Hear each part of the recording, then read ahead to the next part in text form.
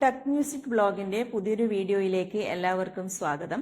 ഇന്നത്തെ വീഡിയോയിൽ 8ാം ക്ലാസ്സിലെ ന്യൂ ICT ടെക്സ്റ്റ് ബുക്കിലെ colourful images on the wall എന്ന ലെസൺ ആണ് ഞാൻ പരിചയപ്പെടുത്തുന്നത്. ക്രിറ്റ അഥവാ കൃത എന്ന സോഫ്റ്റ്വെയർ ആണ്. ഈ ഒരു ക്രിറ്റ എന്ന് പറഞ്ഞു കഴിഞ്ഞാൽ ഒരു ഡിജിറ്റൽ ഡ്രോയിങ് സോഫ്റ്റ്വെയർ ആണ്. അതുപോലെ തന്നെ ഇതൊരു ഫ്രീ സോഫ്റ്റ്വെയർ ആണ്. ഡിജിറ്റൽ ഡ്രോയിങ്ങിന് യൂസ് ചെയ്യുന്ന ഒരു ഫ്രീ സോഫ്റ്റ്വെയർ ആണ്. ഈ ഒരു സോഫ്റ്റ്വെയറിനെ നമുക്കൊന്ന് പരിചയപ്പെടാം. അതിനുവേണ്ടി ഷോ ആപ്ലിക്കേഷൻസിൽ ക്ലിക്ക് ചെയ്തുകൊണ്ട് ക്രിറ്റ എന്ന് ടൈപ്പ് ചെയ്യുക. അപ്പോൾ നിങ്ങൾക്ക് ഇവിടെ കാണാൻ പറ്റും, ഇവിടെ ക്രിറ്റ എന്ന് വന്നിട്ടുണ്ട്. അത് ജസ്റ്റ് ക്ലിക്ക് ചെയ്യുന്ന സമയത്ത് ആ ഒരു സോഫ്റ്റ്വെയർ നമുക്ക് ഓപ്പൺ ആയിട്ട് വരും. ഇതാണ് ക്രിറ്റയുടെ ഫസ്റ്റ് വിൻഡോ. നിങ്ങൾക്ക് ഇവിടെ കാണാൻ പറ്റും, ലെഫ്റ്റ് സൈഡിൽ ടൂൾസ് കൊടുത്തിട്ടുണ്ട്. അതുപോലെ തന്നെ ടൈറ്റിൽ ബാർ, മെനു ബാർ, അതുപോലെ തന്നെ നിങ്ങൾക്ക് കാണാൻ പറ്റും ഇവിടെ സ്റ്റാർട്ട് ന്യൂ ഫയൽ എന്ന് വന്നിട്ടുണ്ട്. അപ്പോൾ നിങ്ങൾ ഈ ഒരു വിൻഡോ കിട്ടിക്കഴിഞ്ഞാൽ നമ്മൾക്ക് അടുത്തതായി ചെയ്യേണ്ടത് ഒരു പുതിയൊരു ഫയൽ ക്രിറ്റയിൽ ഓപ്പൺ ചെയ്യുകയാണ് വേണ്ടത്. അതിന് രണ്ട് ഓപ്ഷൻസ് ഉണ്ട്. ഒന്ന്, ഈ സ്റ്റാർട്ട് മെനുവിന്റെ തൊട്ട് താഴെ എഴുതിയിരിക്കുന്ന ന്യൂ ഫയൽ ക്ലിക്ക് ചെയ്യുക, അല്ലെങ്കിൽ ഈ ഫയൽ മെനുവിൽ ക്ലിക്ക് ചെയ്തുകൊണ്ട് നമുക്ക് ന്യൂ ഓപ്ഷൻ സെലക്ട് ചെയ്യാം.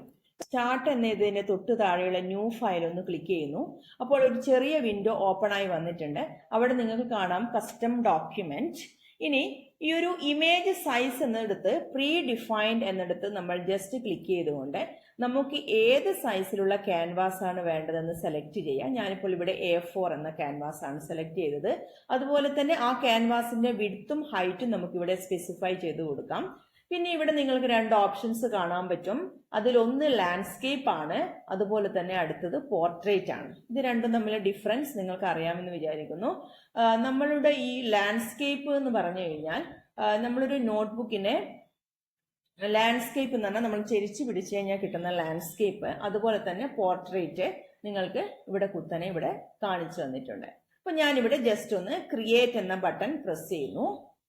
അപ്പൊ നിങ്ങൾക്ക് കാണാം നമുക്ക് ഇവിടെ ഒരു ക്യാൻവാസ് ഇവിടെ വന്നിട്ടുണ്ട്. അപ്പോൾ ഈ ഒരു ക്യാൻവാസ് വന്നാൽ നമുക്ക് നമ്മുടെ മൗസിന്റെ ഈ ഒരു വീൽ യൂസ് ചെയ്ത് നമുക്ക് ഇതിനെ ജസ്റ്റ് അങ്ങോട്ടും ഇങ്ങോട്ടും മൂവ് ചെയ്യാൻ വേണ്ടി പറ്റും. അപ്പൊ ഞാനിവിടെ ജസ്റ്റ് സെന്ററിൽ വെച്ചുകൊണ്ട് ഇതാണ് നമ്മുടെ മൗസിന്റെ വീൽ യൂസ് ചെയ്തുകൊണ്ട് ഇതിനെ നമുക്ക് വലുതും ചെറുതും ആക്കാൻ വേണ്ടി പറ്റും. അതുപോലെ തന്നെ ഇവിടെ കാണാൻ പറ്റും കുറെ ടൂൾസ് ഉണ്ട്. അപ്പോൾ നമുക്ക് റൈറ്റ് സൈഡിൽ കാണാൻ പറ്റുന്നത് അഡ്വാൻസ്ഡ് കളർ സെലക്ടർ എന്ന ഓപ്ഷനാണ്. ഇവിടെ നിന്ന് നമുക്ക് വരക്കാൻ ആവശ്യമായ കളർ സെലക്ട് ചെയ്യാം. അതുപോലെ തന്നെ ഏറ്റവും ഇമ്പോർട്ടന്റ് ആയിട്ടുള്ളത് ഇവിടെ ലെയേഴ്സ് ആണ്.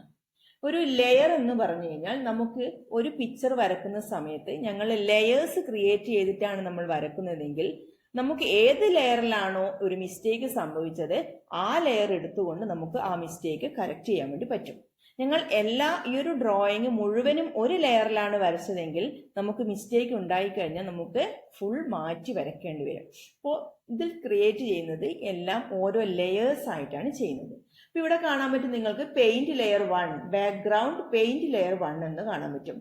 ഇനി ഇവിടെയുള്ള ഈ ഒരു പ്ലസ് ബട്ടൺ പ്രസ് ചെയ്താൽ നമുക്ക് പുതിയൊരു ലെയർ ഇവിടെ ഓപ്പൺ ആവും. ഞാനിപ്പോ ഇവിടെ ജസ്റ്റ് പ്ലസ് ചെയ്യുന്ന സമയത്ത് ഇവിടെ കാണാൻ പറ്റും പെയിന്റ് ലെയർ 1, പെയിന്റ് ലെയർ 2, അങ്ങനെ എത്ര ലെയേഴ്സ് വേണമെങ്കിലും നമുക്ക് ഇവിടെ നിന്നും സെലക്ട് ചെയ്യാം. ഇനി ഇതിൽ മെയിൻ ആയിട്ട് പറയാനുള്ളത് ഇവിടെ നിങ്ങൾക്ക് കാണാൻ പറ്റും നോർമൽ എന്നെഴുതിയതിന്റെ തൊട്ട് ലെഫ്റ്റ് സൈഡിൽ ചൂസ് ബ്രഷ് റിസെറ്റ് എന്ന ഓപ്ഷൻ കാണാൻ പറ്റും. ഞാൻ അതിൽ ജസ്റ്റ് ക്ലിക്ക് ചെയ്യുന്ന സമയത്ത് നിങ്ങൾ കാണാൻ പറ്റും ഇതെല്ലാം ഈ ഒരു ക്രിറ്റയുടെ ബ്രഷസ് ആണ്. ഇത് നമുക്ക് ജസ്റ്റ് ഡ്രാഗ് ചെയ്യുന്ന സമയത്ത് ഏത് ബ്രഷാണോ നമുക്ക് ആവശ്യമുള്ളത് നമുക്ക് അതെടുത്ത് ഡ്രോ ചെയ്യാൻ വേണ്ടി പറ്റും. ഞാനിപ്പോ ഇവിടെ പെൻസിൽ 1 ഹാർഡ്, പെൻസിൽ 2B, ഇതുപോലെ ഒരുപാട് ഓപ്ഷൻസ് ഉണ്ട്.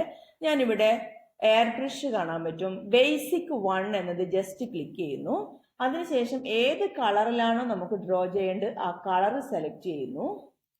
അതിനുശേഷം ഇവിടെ ജസ്റ്റ് ഒന്ന് ഡ്രാഗ് ചെയ്യുന്ന സമയത്ത് നിങ്ങൾ കാണാൻ പറ്റും ഇതുപോലെ നമുക്ക് വരക്കാൻ വേണ്ടി പറ്റും. ഇനി നമ്മൾ ഈ വരച്ചിരിക്കുന്നതിന്റെ ഇവിടെയുള്ള ഈ ഓപ്ഷൻസ് കാണാൻ പറ്റും.